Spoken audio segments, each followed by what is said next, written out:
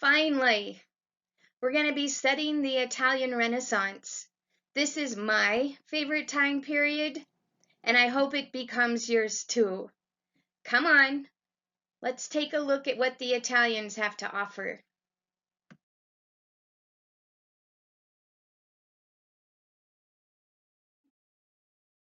In studying the Italian Renaissance, we'll be looking at people, places, interiors that take place up in Milan, which is in northern Italy. Then we move a little south towards the Adriatic Sea. We'll be looking at Venice. A little further south and on the other side, we'll be looking a lot at Florence. And then finally, moving south, we'll be talking about Rome. So look at these distances and think about how people traveled to and from these cities during the Italian Renaissance. Most travel or transportation was by horseback.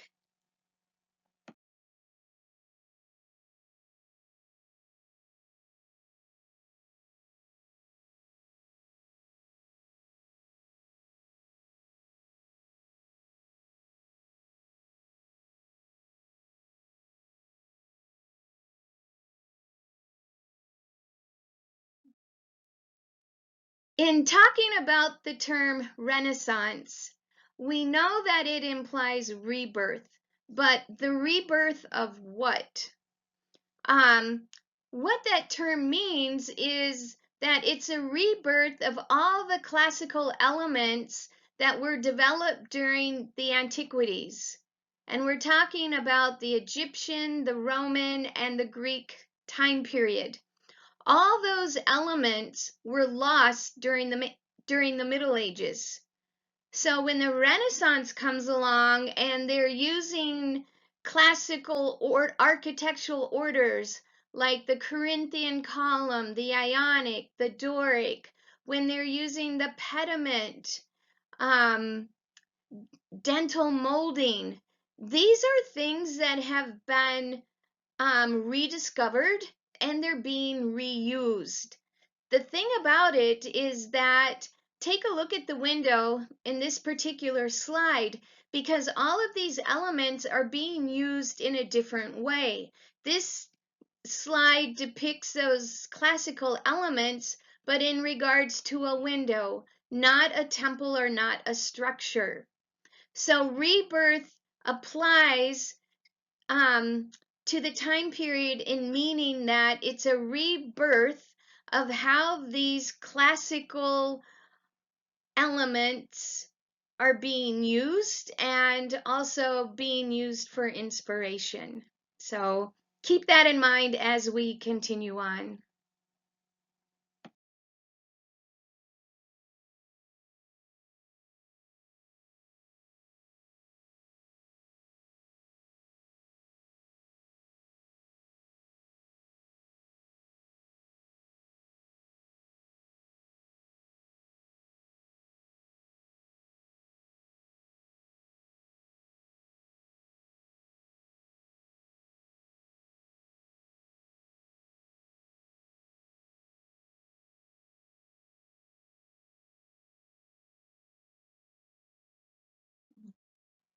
Alrighty, I'm back.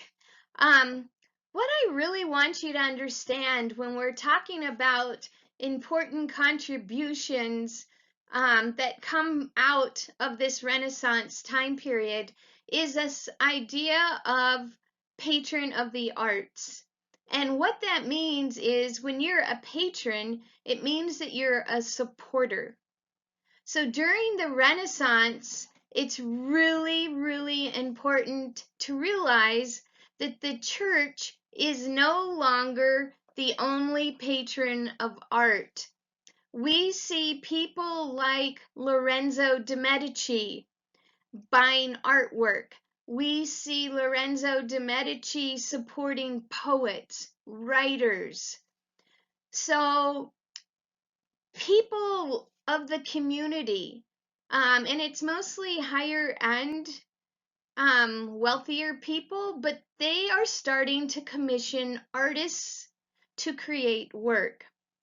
And when you were a patron of the art back in this time period, it meant that not only did you commission an art piece, but it means that you support the artist in terms of you provide that artist shelter, you provide that artist a studio space, you put that artist on your salary, and then you provide food for that artist.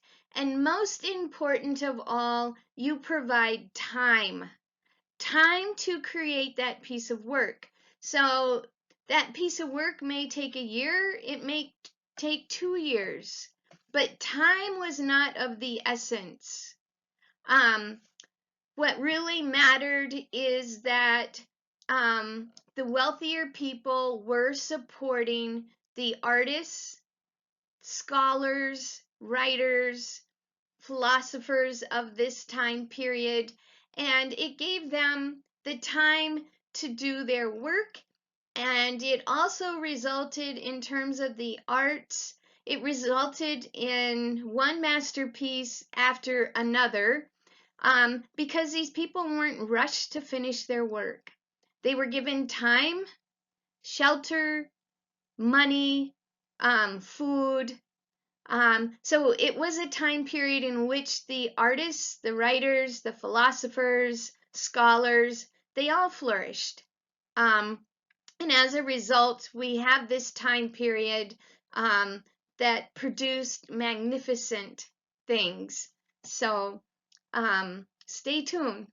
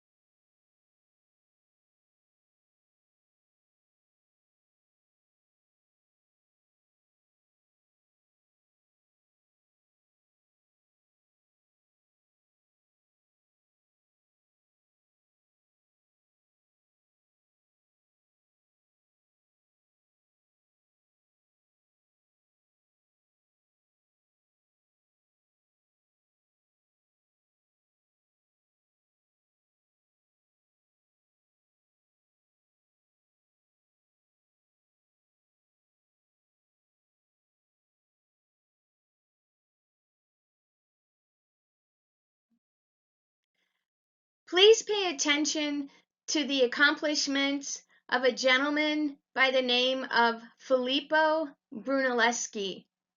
Not only did Brunelleschi discover linear perspective, but he also figured out how to design and build the dome that is now on top of the Florence Cathedral. So pay attention, and we'll be seeing a lot of this guy.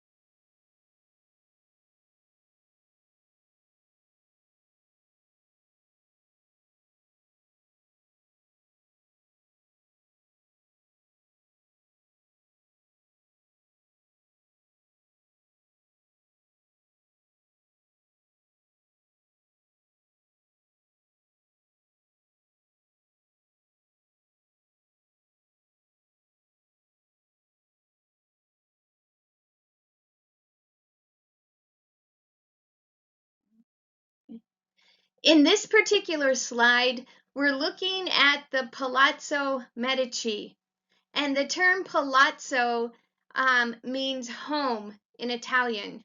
But what I want to point out are several characteristics. The first thing I want to point out is right here the arched windows. Once again, classical inspiration. Another characteristic of these palazzos are what they call floors being designed by string courses. So here are is one string course. Here is another string course that goes along. And then you have also these overhanging molded tops, or we would call them cornices, that then hide the roof line. So you see right here that overhanging cornice. The other thing I want you to really notice is that on this lower floor here, look how rough the stone looks. We move up a level and it gets a little smoother. So this lower level right here would have been more for commercial businesses. So for the Medicis, this lower level was used as the headquarters for their bank. Living quarters would have been up here on the first and the second floor. Notice the windows right here. That style of window is known as bifora. It's bifora, bifora. So, all right, on to the next.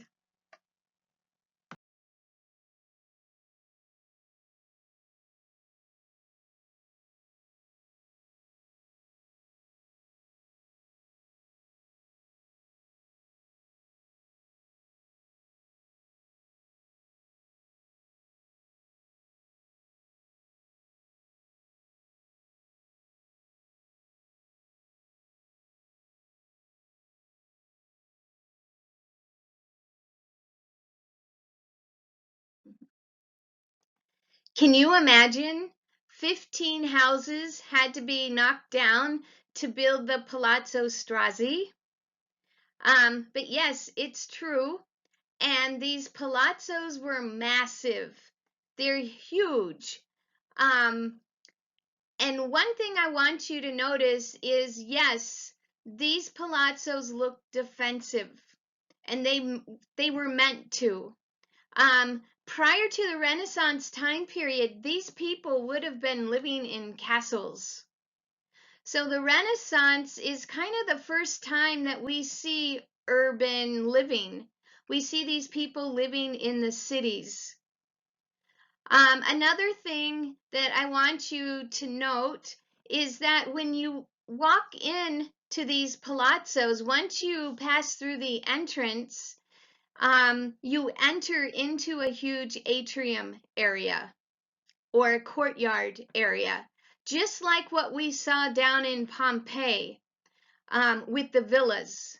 With the villas, once you entered, you would enter into an atrium space and then go through the tablinum, and you would be outside in the peristyle, another atrium style like area. So the same thing with these palazzos. Once you get inside, it's an atrium, a lot of light coming in, filtering throughout the space. So it was radically different on the interior than what we see on the exterior.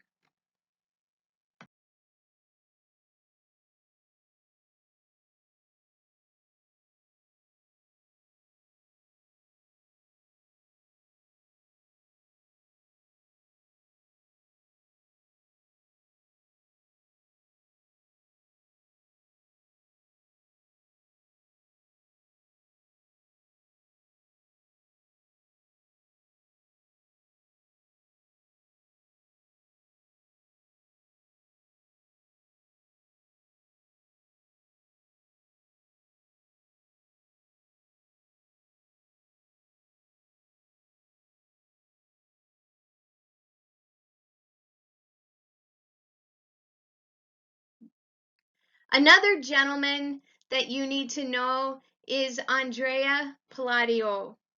Now, he devoted his career exclusively to architecture. He's one of the foremost professional architects of the 16th century.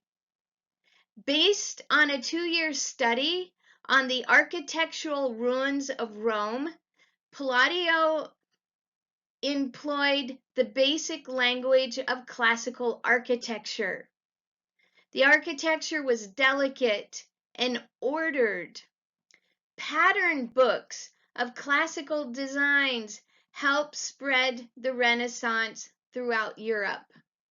And speaking of pattern books, a pattern book is like a book of ideas. When we go to the grocery store, sometimes we see a book of floor plans that people can use as ideas in which to build their homes. That's kind of what a pattern book was. A pattern book did show layouts, but it also showed ideas for floor designs, designs for ceilings, designs for wall treatments. And once again, these were called pattern books. Now, during the Renaissance, the printing press was developed. So with this idea of pattern books and the use of a printing press, ideas could be disseminated and spread throughout Europe.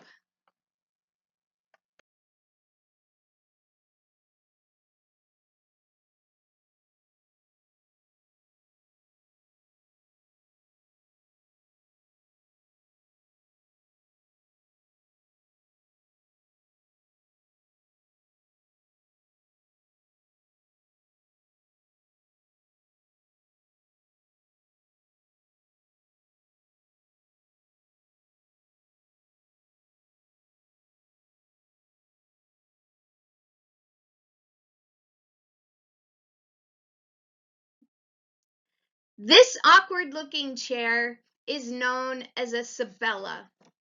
It's defined by geometric shapes. The chair has a small triangular backrest that's attached to a trestle supported seat. The seat is hexagon in shape. The only decoration is provided by the rosettes at each end of the crest rail. The other thing to note is that if you look underneath the seat, there was a drawer, and the drawer was used for storing sewing yarns. So not only was this a dining chair, but the women would sit in this chair and sew.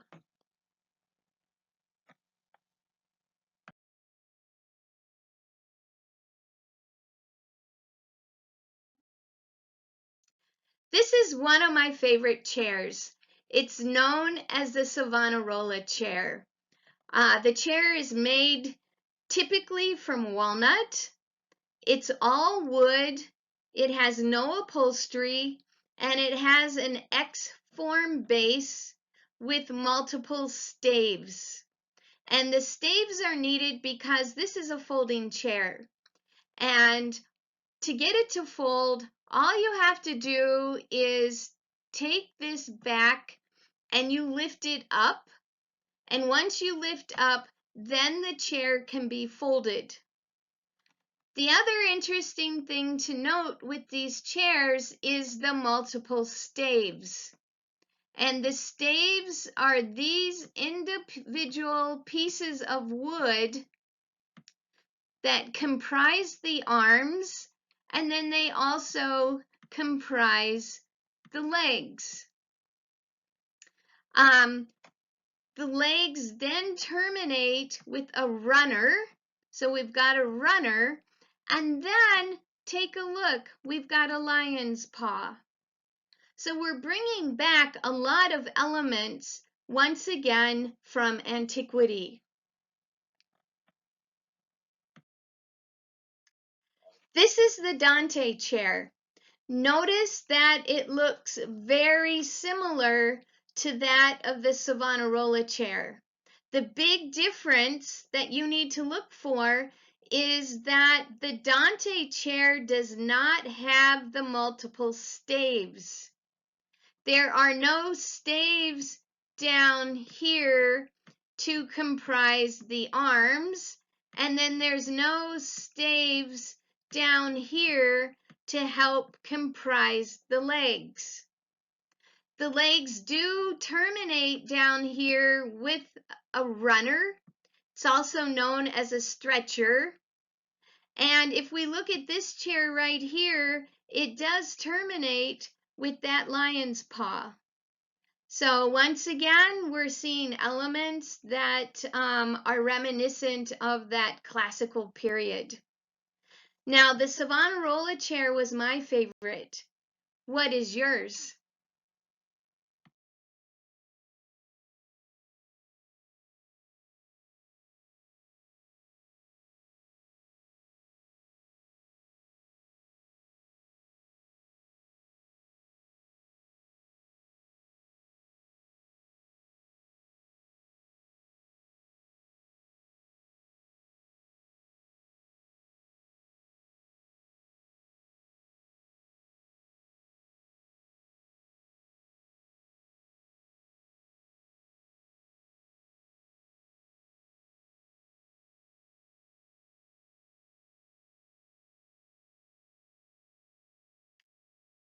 Cassone in Italian means chest. The cassone was the most important article of domestic furniture. The cassone was multifunctional. If your cassone had a flat lid, you could sit on it, you could use it as a table, but most importantly, the cassone was used for storage. Consider the cassone equal to that of our modern closets.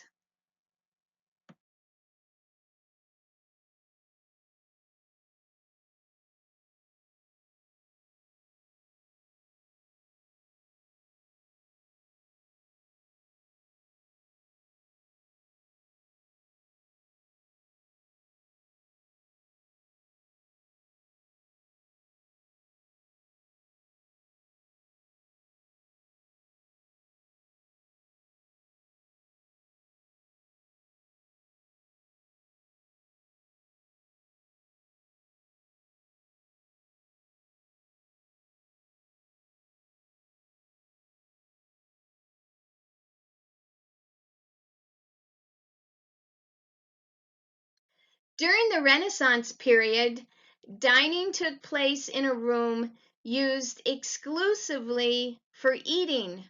Therefore, a more permanent table was introduced. The dining table was similar in design to the medieval trestle table.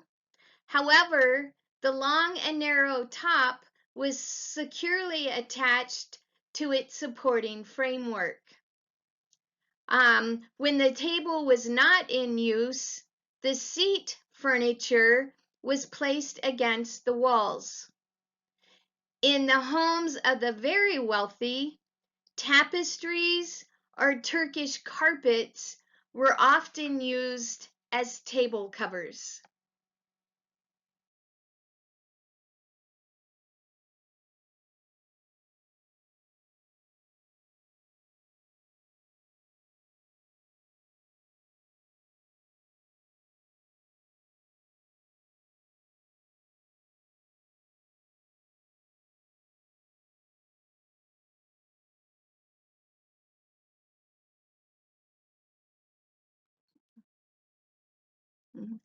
Pietra is the name of a unique type of mosaic which uses semi-precious stones like quartz, onyx, lapis lazuli, and jasper that are cut and set into marble to imitate the effects of painting.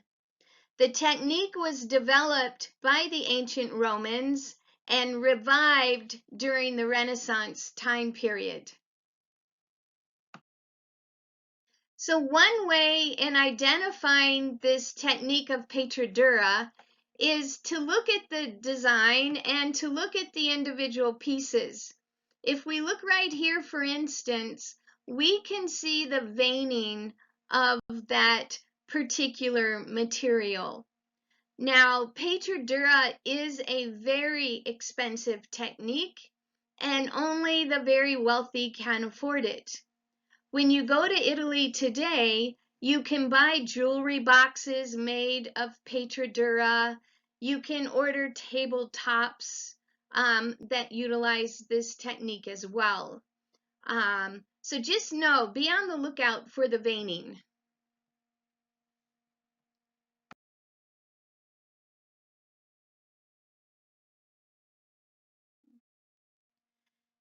Now, we just talked about pietratura. Scagliola is a technique that imitates pietratura. It's a less costly technique and easier to produce. The term scagliola means chip of marble. So with this technique, imitation marble composed of gypsum and marble chips, there's coloring that's introduced, and a glue is an inlay work that is supposed to imitate pietratura. And one way that you can identify the imitation technique is that if you look at the pieces in the design, you do not see the veining like you see with the true pietratura. So take note, and if you ever go to Italy, you'd be able to identify between the two.